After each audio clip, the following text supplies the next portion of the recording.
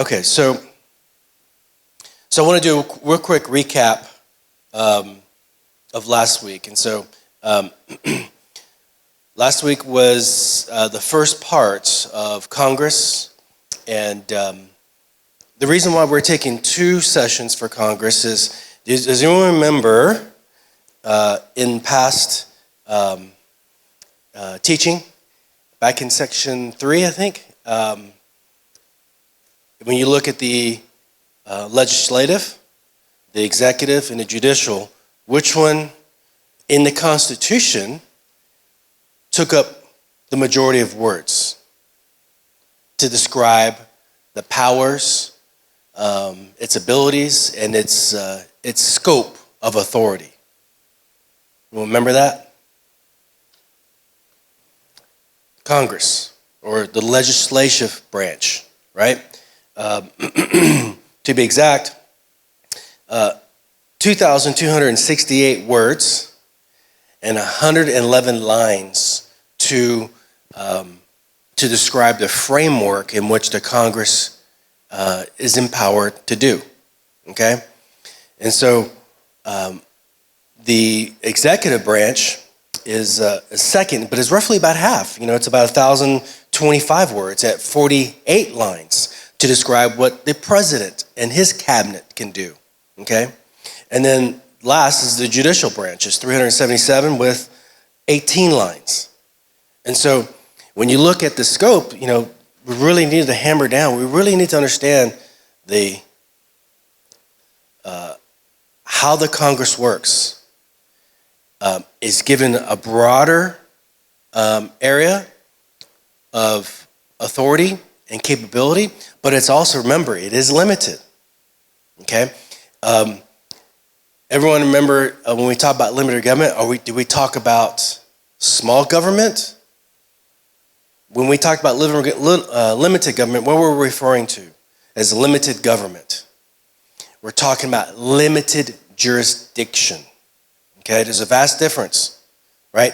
I'm a firm believer in our strength in our army, right? We can deter, our greatest deterrent from our adversaries is our strengthening military, a military might.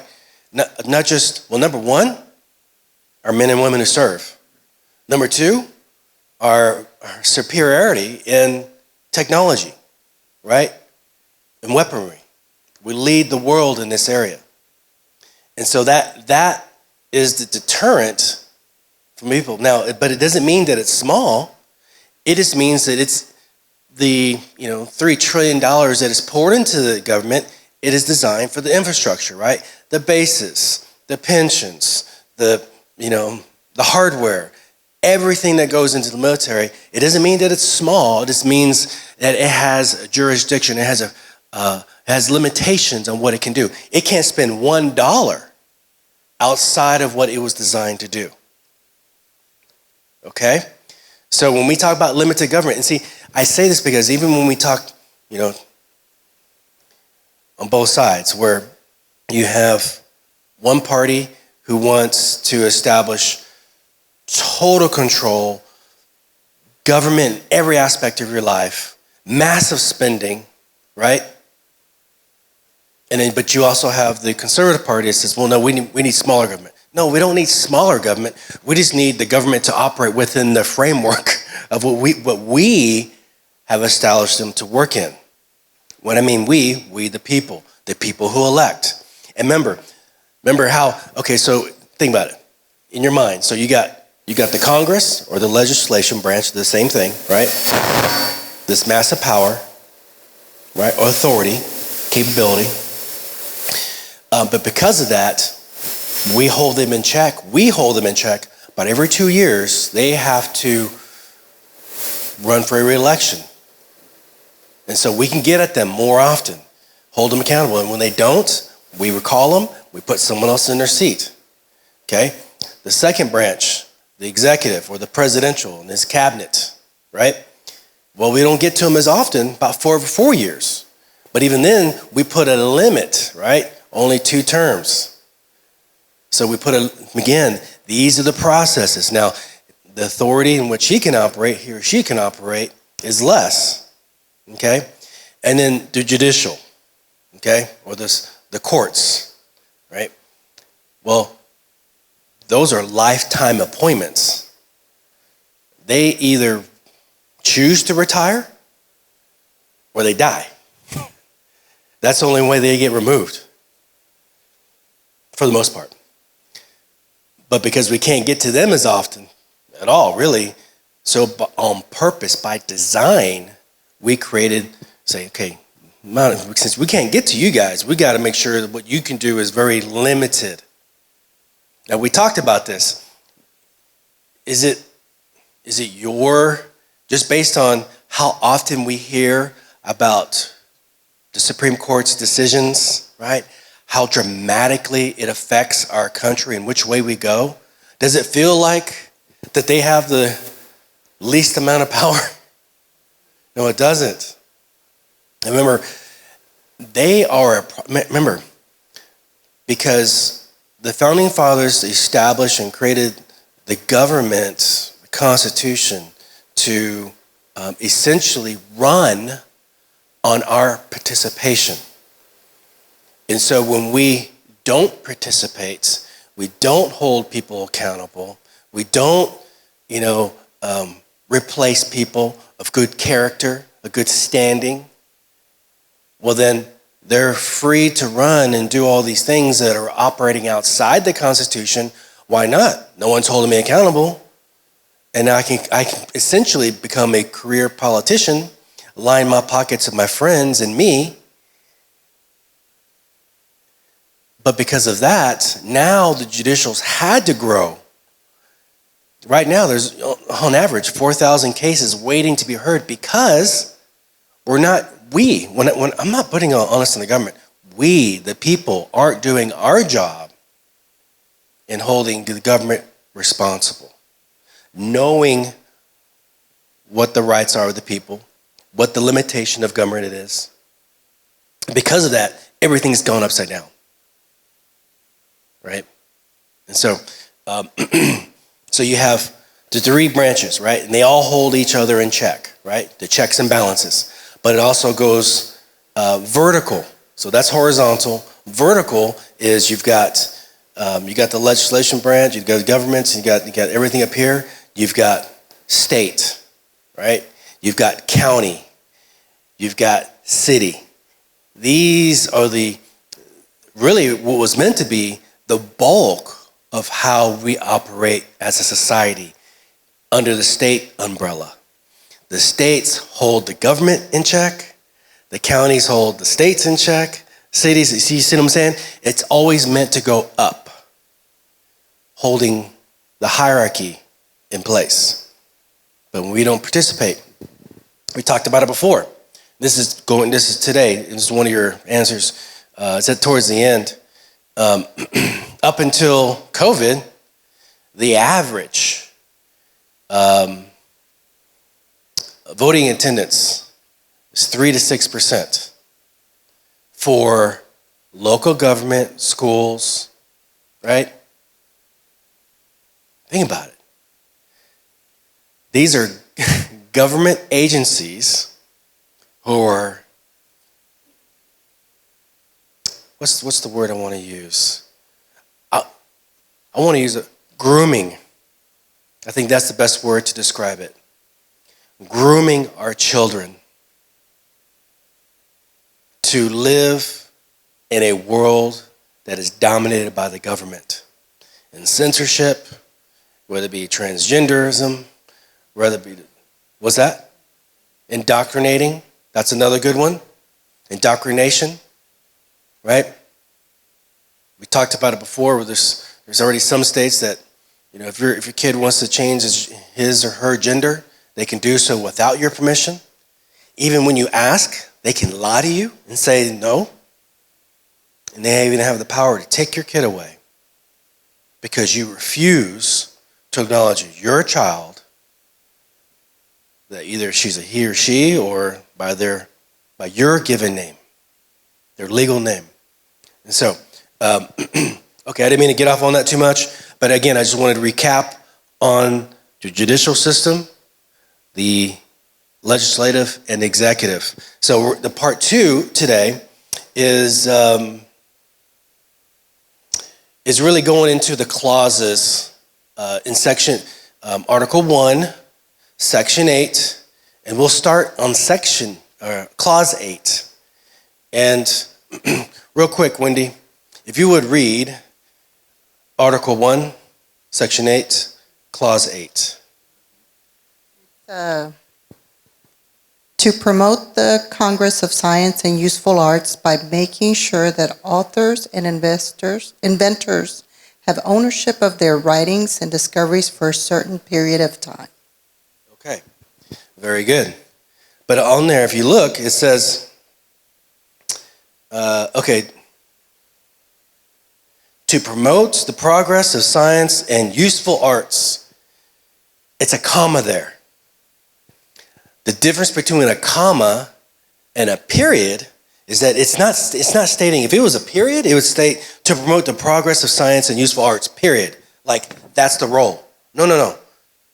What it's saying is that's the title of what it's doing, and then it gets into the definition. So it's saying that we're talking in reference to, okay, it'd be like this. So just say I was an accountant, okay? My title gives me the ability to talk about accounting, okay? And so, the different aspects of accounting, bookkeeping, things of that nature, that's the realm in which I can operate in my profession, right? CPA. And so the clauses work the same way. So the clause is the title, so to promote the progress of science and useful arts, comma. Now we're going to get into the actual authority, okay? The actual authority is to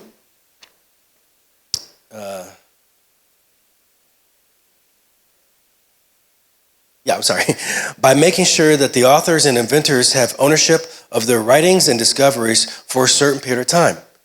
So that is the limited government operating within the scope of promotion of science and useful arts. So let's talk about it.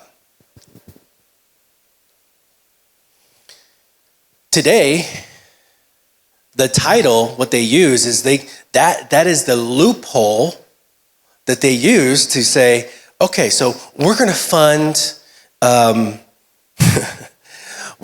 arts, okay? And now, okay, let me take a step back. So we'll start with science. Let's do there. Now, when this document was created by the founders, in that very room, there was one of America's greatest inventors at that time, which was Benjamin Franklin. Okay? Now, do you mean to tell me that Benjamin Franklin and the other men that were in there believed that government, bureaucracy, would have a better understanding of science or arts? That they should be the ones? No. Everything was designed. Remember, the intent of the document was very clear that the creation of science, the exploration of science, the creation of art is left up to the individual. The individual has the power. The individual has the freedom. Remember, government's primary role is to protect our rights. And so it explains it. Here it is. It says, by making sure that authors and inventors have ownership of their writings, so no one steals them, right? No one plagiarizes them, and discoveries for a certain period of time. So when you discover something, you have that right to sell it, to market it, to make money off it, to benefit from it before Mark comes over there and says, well, I found a cheaper way, a generic brand that'll do it for half the price.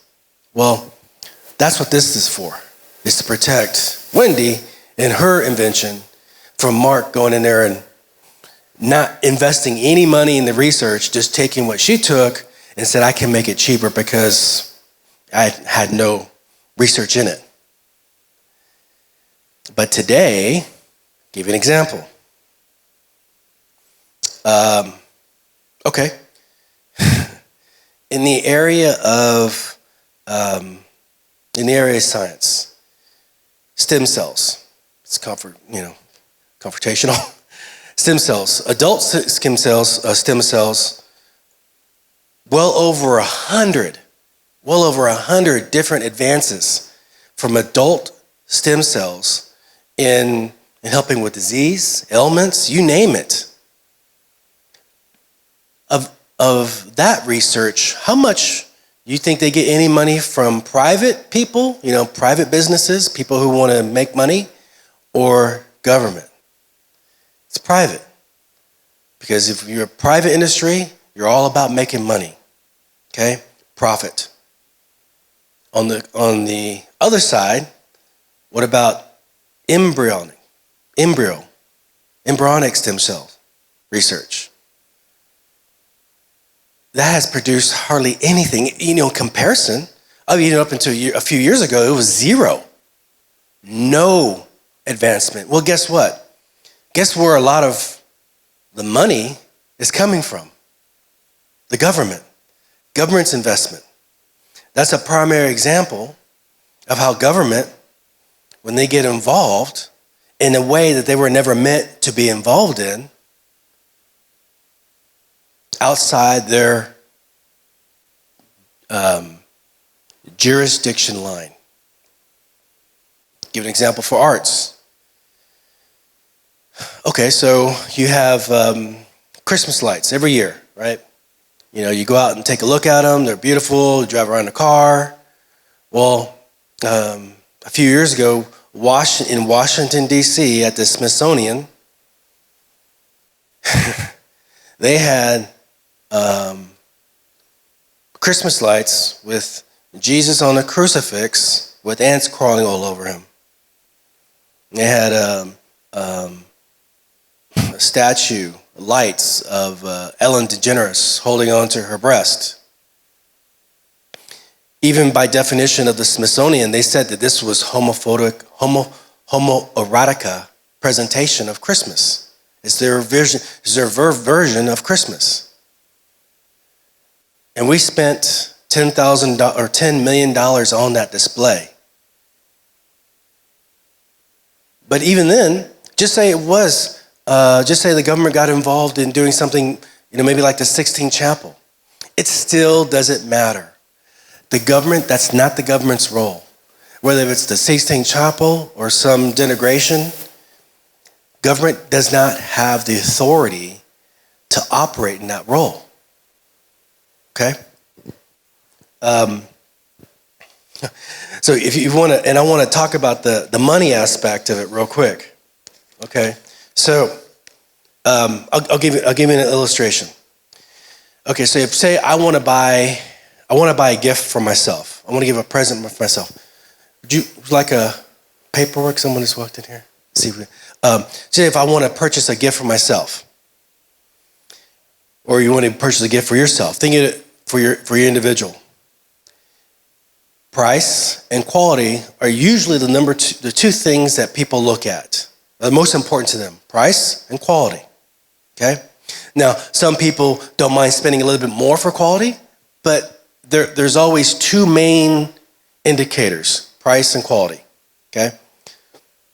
So if say I want to spend $100 on it, and that's the two things I'm looking at. Now, what happens when I want to buy a gift for Dolores? Well, price can maybe come into play a little bit more, and maybe quality, because it's not mine. I don't know whether she'll take care of it. I know I'll take care of it, so I'll spend more. Maybe she won't use it. I don't know. Whatever goes on in my mind when I'm thinking of someone else, that comes down. Okay? Now, how about this? What if I get Dolores? I say, hey, Dolores, I'm going out of town.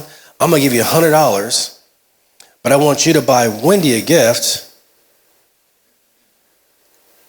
Now, that's that's second place out of position.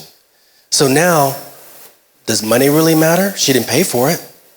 And does quality really matter? She doesn't know. And so, but think of it. In every single transaction done by the government in spending money, that's exactly what takes place. Because we, the taxpayers, flip the bill, and the people that we elect are in charge of spending it. Why do you think we spend $400 on a hammer? You know? Well, two things. Number one is to pad their expense account, and they can do other things with that money. But my point is that gives way to corruption. That gives way to wasteful spending. And see, the founding fathers understood that. That's why they put these things in place. Okay? So, I don't know if you got this because we kind of talked about it earlier. The only constitutional way to promote the progress of science and useful arts is through patent, copyright, and trademark. That's the answer for number one. Okay, so and then the next ones I did verbally, but here it is. When you spend your own money on something for yourself, price and quality matters. And then when you spend money on someone for someone else for something, the quality and price not quite as much.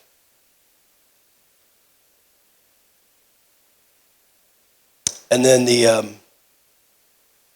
when you spend someone else's money and buy another person something, neither price or quality matter much.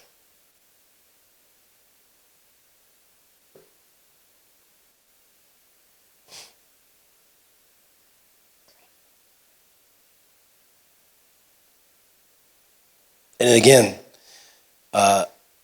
every government transaction is a third-party transaction. So price and quality never matter. And earlier in our discussion, we went over limited government means, limited jurisdiction. That's correct.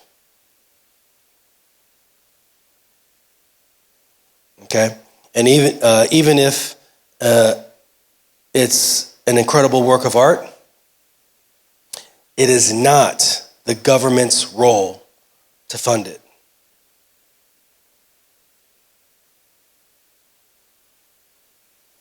And number 10, case in point, with embryonic stem cell research, government is funding science that doesn't work, but because politics has entered into the equation.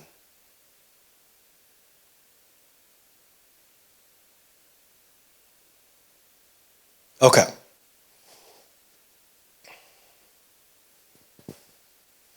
So if you go to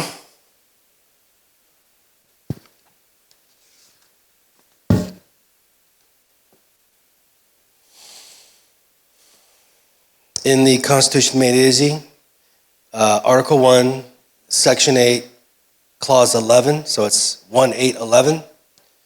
Congress has the power to declare war, grant letters of retaliation, and make rules concerning captures on land and water. So to declare war. Does it say how they can declare war? No. Does it say they have to, submit paperwork or have, a specific document prepared? No, it doesn't. In this area of declaring war, there is some leeway in which the Congress can act. But you also have to understand that I'll give you, this is very important because in this, if you skip down, I want to hit on this real quick. On your sheet, your worksheet, where towards the bottom of that first page, and it says the letters of marque provision refer to mercenaries hired to help rescue the sailors from barbaric pirates. Okay, this is important because this is really when they came up with the Declaration of War and operating overseas. Okay, so when the Founding Fathers initially established the Constitution, they were not interested in having a standard, what they call a standing army. Okay, why? Because the entire time in Europe and in their lives from the beginning, let me say right from the beginning, but the majority of time in which these men were alive, the standing army represented oppression. Okay? They came, they exacted justice. Remember we talked about that. They can go and go onto your land. They needed your food. They needed to kill your cow. They would do so. They needed your horses. They would take them. If they needed quarters, they would sleep in your house while you slept outside. And these men who formed this document wanted nothing to do with that. So there was not a provision for a standing army. And see what they believed, because keep in mind, we were a nation, or this is to be specific, before they were a union, we were 13 individual countries with men and women who fought for their freedom. The army was its people. Think of all the wars and battles that generationally we had as a people. Not just the people that were alive at that time, but all throughout American history. Battle was a way of life. And so if anyone was willing to come here and try to overtake us, you know, I'm talking about guerrilla warfare. We were the ones who, we gained a country was birthed out of guerrilla warfare. So it works. So no standing army, but there was a problem. Because we were establishing ourselves early on as an economic powerhouse globally, trading with different countries. And so what happened what was going on before before the Constitution, it started about 1784, that you had, this was America's first war on terrorism. In 1784, you had Islamic groups that were attacking. What they believed is if you had a flag that represented a Christian nation, they would attack, take all the goods, and kill all the sailors. And this began in that time frame. We actually sent delegates, our top-rated delegates. We sent Benjamin Franklin, we sent John Adams, and Thomas Jefferson. We sent those three to try to negotiate with the Islamic terrorists. And this goes back to another point. Do you remember about the time when we were going through the war on terrorism with 9/11? And you had Ellison, I believe his name was Ellison. He was a congressman out of Minnesota. And he put his hand on the Bible, on the Quran. Remember that? And it turned out that, whose Quran was it? No. It was Thomas Jefferson's. Well, first people were like, hey, can he do this? Can he put his hand on yeah, he can do anything he wants. We live in a free country, he puts his hand on the Quran, whatever. That's not the issue. Well, Jefferson, he was our leader. He was a founding father. He wasn't Muslim. No. He studied the Quran because of this new conflict that we were experiencing. He had to know the enemy. And so what we had is, even after the Constitution was ratified and put into place, it got worse. And then what would happen is, instead of killing the sailors, they wised up and said, you know what? We can make more money by ransoming these sailors. They ransomed her $1,500 for a sailor, $4,500 for an officer, and $6,500 for a captain, on top of everything that they stole. It got so bad that during the first administration of Washington, it was 13% of the total debt, or the total money spent, was for ransom. The next president went up to 16. But when Jefferson took over, he said, no more. I'm not spending another penny on ransom. And so, and the reason why is because in his study of the Quran, in dealing with these Islamic terrorists, these extremists, he realized that these people, their interpretation was that in this area, that killing an infidel was spiritually approved, and that when you deal with people in that manner, there's no negotiating with them. You have to defeat them. And so Washington, he knew. He's like, well, why didn't Washington do something about it? Because remember, they didn't create a standing army. There was no budget for it. We had no ships in that regard. That was something they didn't want to do. But the reason why is because they didn't understand that, hey, once we start going outside the United States, we have to protect our people abroad. Not just here, but abroad. And so he, in 1795, Washington petitioned Congress to establish an army, or actually a navy. And John Adams was the one who pushed that and got it done. That's why to this day, John Adams is the father of the Navy. And even it was that Navy that they put Marines on and went over to start a 7-year ground war. And ultimately, the whole thing basically took about 32 years to complete. You know, is anyone here a Marine? Anyone knows a Marine? You know the shores of Tripoli, to the shores of Tripoli in their song? That's what they're referencing. Was the very first engagement by the Marines in a war on terrorism.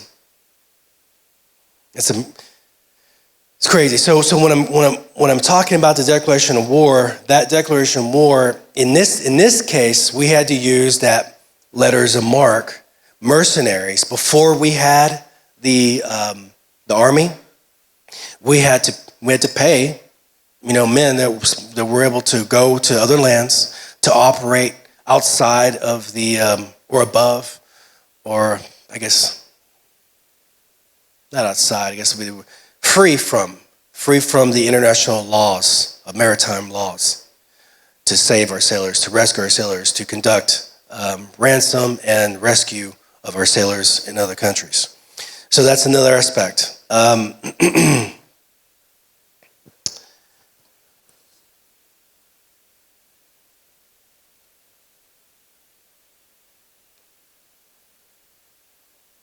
So that the Constitution gives Congress the power to declare war, but does not specify how the declaration is made. So it gives them some flexibility to do that.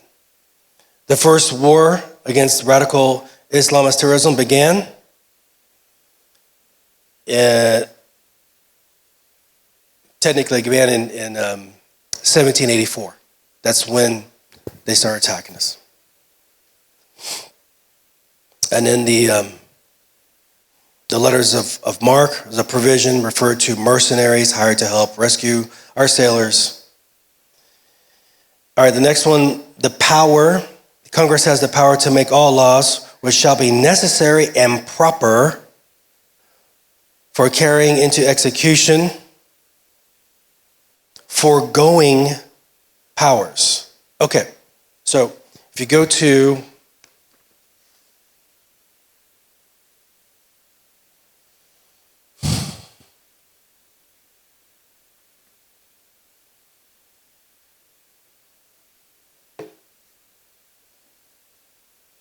The foregoing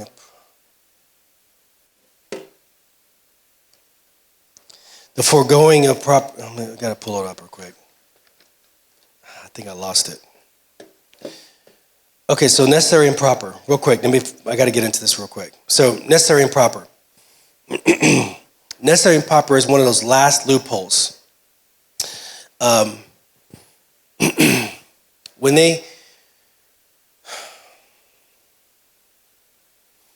the government operates and says, okay, we need to do X, Y, and Z because of, I'll give an example, emergency declaration.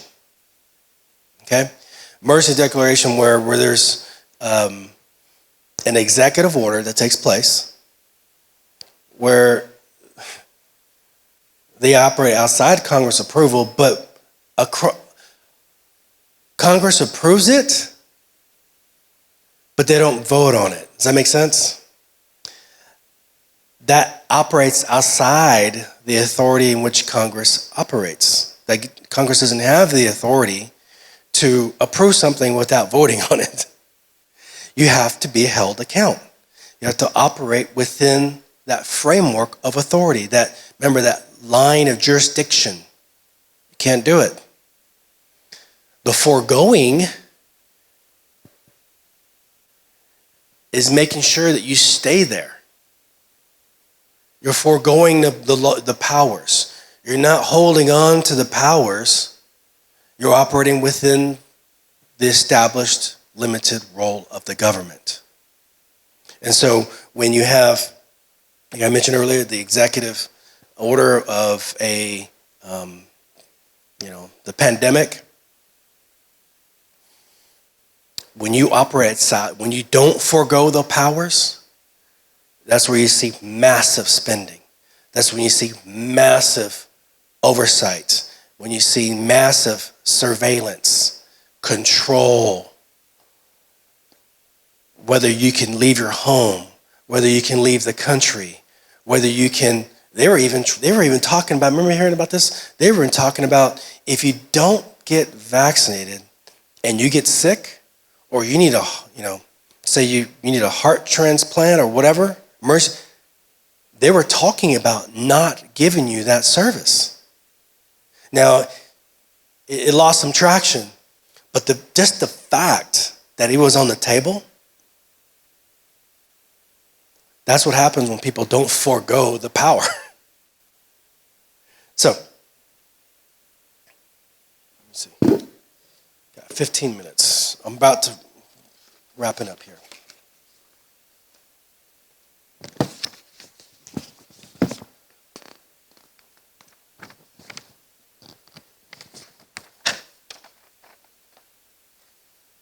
Okay, so the founders did not want a standing army, and we talked about it earlier, because Europe standing armies would oppress the people.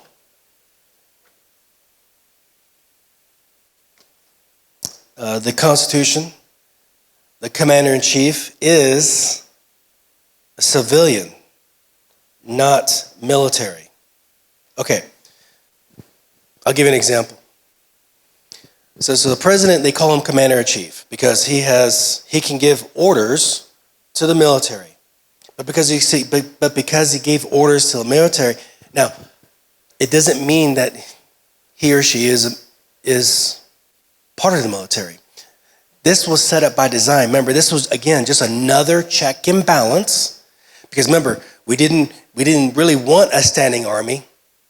But since we're going to have one, then we need to add an additional feature from the president role to be over that. Again, it's another way of keeping the government in line, check and balance. And so, everyone remember the Clinton scandal, right? The one who reacted inappropriately in the office, the Oval Office, okay? So, but you had Congress trying to bring him up on impeachment charges, right?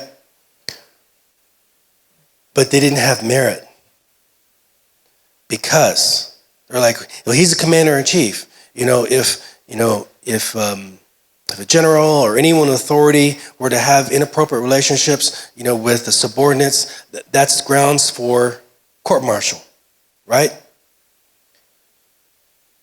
But you had historians that stood up and said, no. Yeah, what he did was wrong, but he's a civilian. You can't hold him accountable for a military umbrella of judicial law for a civilian. It'd be like you doing something and the J Corps will come and say, well, we're going to prosecute for something. No, you can't do that because you're a civilian. It's the same thing. Even though he was a commander-in-chief at the time, but because he's a civilian, that did not apply to him. The reason why he established that, I mentioned earlier, is that our founders said that is just another way of holding that army in check by the executive or the presidential branch. And so,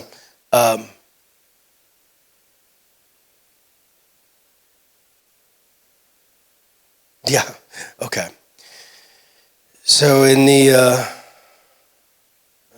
military, forbearance, civilian, 2 years.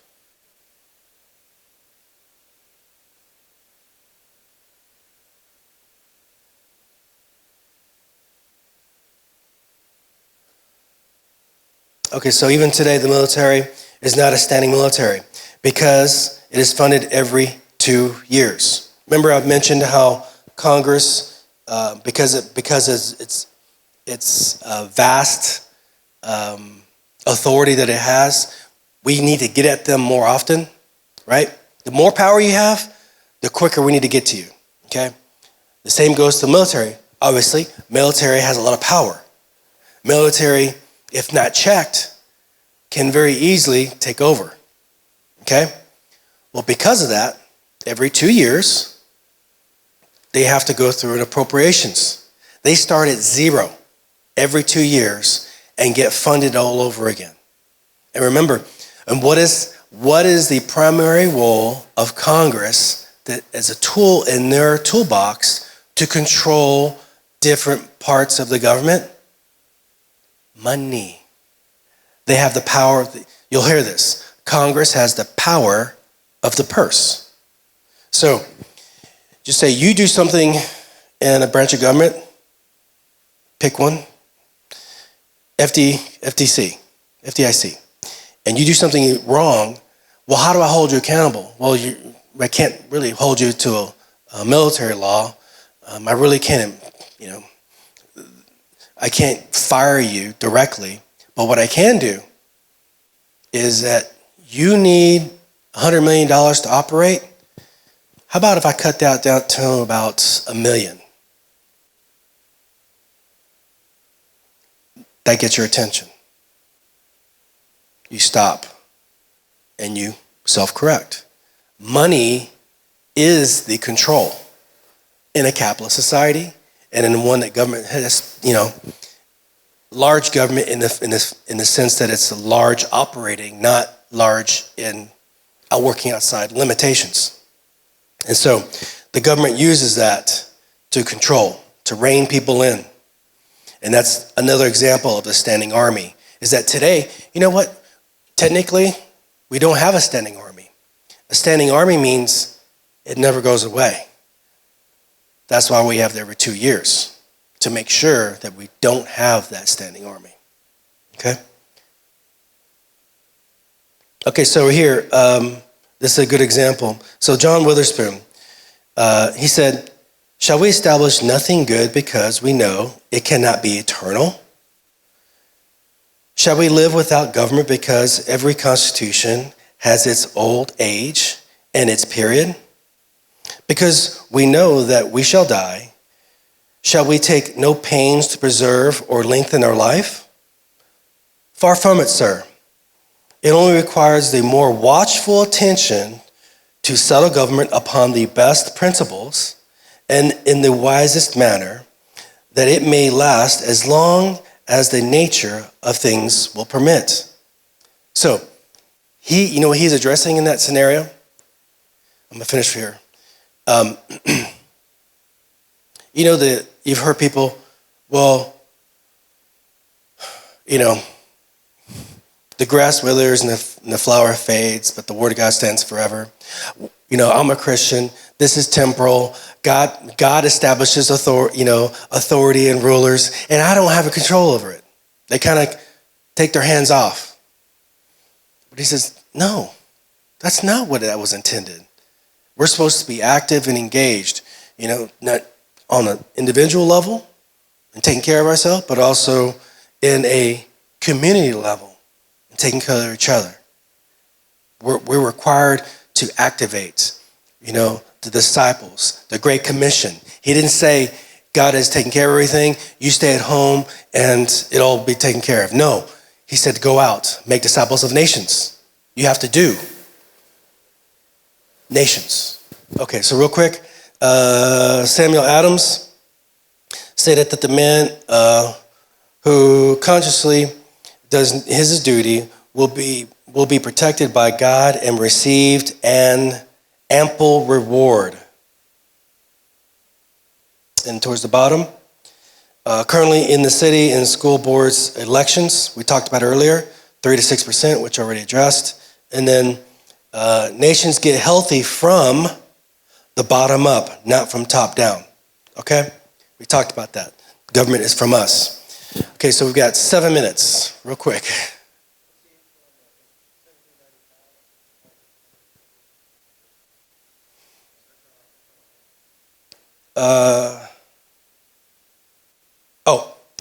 Thomas Jefferson. Thomas Jefferson. Sorry about that.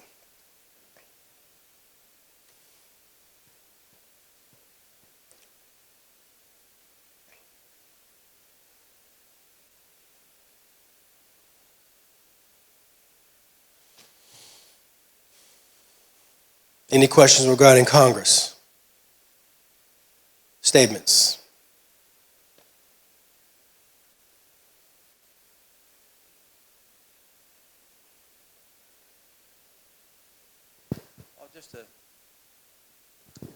Just a comment, you're talking about the requirement of civic involvement, you know, to maintain the government and stuff. It's just it's pretty obvious that we've got from the voting at 3 to 6% voting in school board election and stuff. We've gotten lazy and looking to government for everything. You know, just don't bother me with it. Just take care of it. And it's now we're paying a price. And who was it that said? Where'd that quote come from? That our form of government is not suitable for any but a religious people. Who said that? Our form of government is not suited for any type of people but a religious people. God has to be involved, in other words, or it won't work. So that's a quote from somebody. Okay. Yeah. I'm going to look it up too. Yeah, and I kind of got off track a little bit because we talked about the 3 to 6% in the school board. Anyone has an idea kind of where we're at now after COVID? Different counties. Dallas County has gone up to about 13%, so double. Still low, but in some areas it's upwards of 23%. So, has it improved? Are people waking up? Yes. Are we where we need to be? No.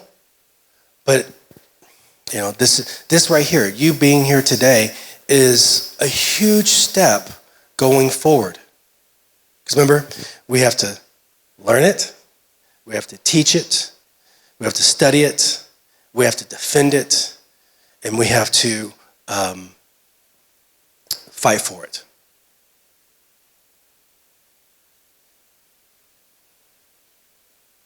And I want to reiterate, when I mean fight, that's kind of a loose term, but in the context in what we're talking about, fighting with ballots, not bullets.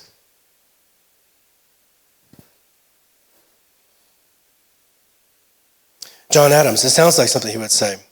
So John Adams said, our Constitution is made up only for a moral and religious people who is wholly inadequate to the government of any other. Morality and virtue are the foundation of our republic and necessary for a society to be free.